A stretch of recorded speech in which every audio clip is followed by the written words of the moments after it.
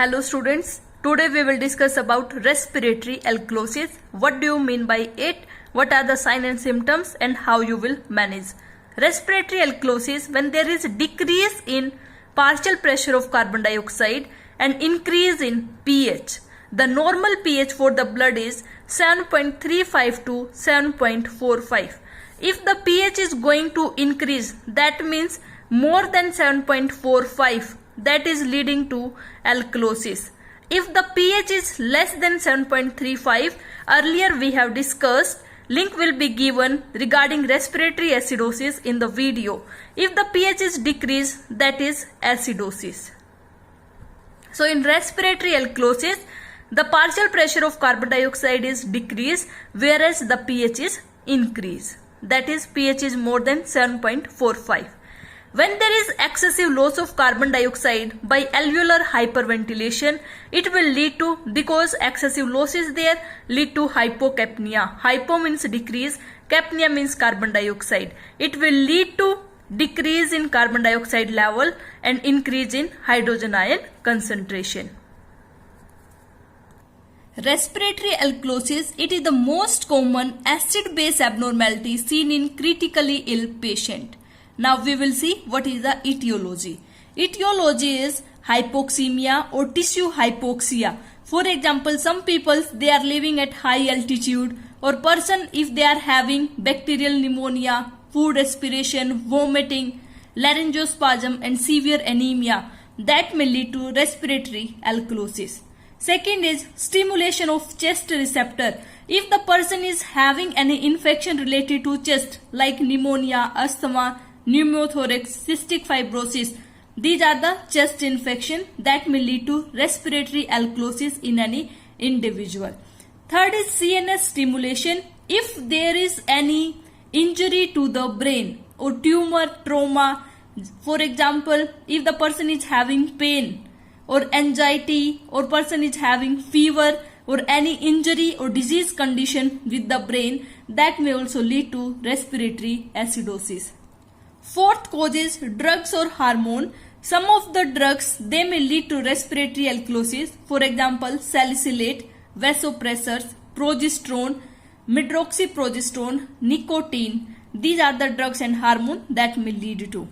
And some are the miscellaneous example. It includes like pregnancy, sepsis, hepatic failure, mechanical hyperventilation and heat exposure. If the person is having any etiology from this condition, the person may suffer from respiratory alkalosis. Now we will see what is the compensatory mechanism if respiratory alkalosis in any individual. There will be acute adaptation and chronic adaptation. Acute adaptation, it completes within 5 to 10 minutes from the onset of hypocapnia. When the decrease in carbon dioxide level, it occurs, the acute adaptation, it starts. So the bicarbonate level, they are going to decrease. At 2 milliequivalent per liter for each, decrease in 10 mmHg in PCO2. That means if the PCO2 level is decreased, the bicarbonate level is also decreased at the rate of 1:5. That is 2 milliequivalent liter of bicarbonate and 10 mm of Hg in partial pressure of carbon dioxide. In chronic adaptation, it requires 2 to 3 days of sustained hypocapnia. Renal acidification mechanism that will be followed. Decrease in bicarbonate level because of decreased renal bicarbonate reabsorption and decreased plasma bicarbonate level. When chronic adaptation occurs, the bicarbonate level decrease 5 milliequivalent per liter for each decrease of 10 mmHg of PCO2. How we will diagnose? With ABC analysis, that is arterial blood gas analysis. The bicarbonate level, they may be normal or decrease. Serum potassium level is decreased and serum chloride level increase and serum calcium level is also decreased. Now we will see the sign and symptoms. There will be hyperreflexes. That means hyper means increased activity of the reflexes. Muscle cramping because of decrease in calcium and the bicarbonate ion. There will be muscle cramps. Seizure because of injury to CNS. Increased anxiety, irritability, hyperventilation. In hyperventilation, the rate and the depth of respiration is increased. Person may represent tachycardia, decrease or normal blood pressure, hypokalemia, numbness and tingling of the extremities. Now what is the management? Treating the underlying cause. The etiology that we have discussed, we have to treat the underlying cause. Breath into a paper bag. What do you mean by breath into a paper bag? That the person has to exhale the air into a bag. First the person has to exhale the air into a bag. After then the exhaled air, the person again has to breathe in that air.